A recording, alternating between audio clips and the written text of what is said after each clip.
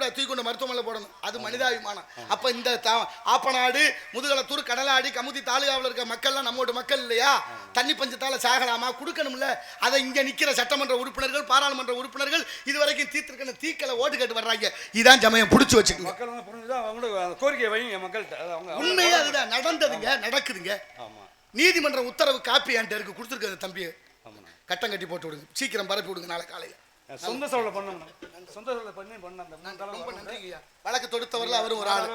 நான் பொய்யா சொல்லியிருப்பேன் கூட நினைக்கலாம். வந்துட்டார் பாருங்க. நன்றி சொல்லணும்ல, நான் எல்லாம் எனக்காக போராடுறேன், மக்கள் நல்லா இருக்கணும்னு தான் சொல்றேன். நன்றி. வாங்க வாங்க, நல்லது சிறப்பு. ஆகினால எடுப்பு என்று சொன்னால் அதற்கு எதிர்ப்பு தேவை. ஏற்ற பாவை செய்கிறார்களா கலா சேவை என்று பற்றற்று கவனிப்போம். நாராயண நமக. ஆளோலம் சோ யாராது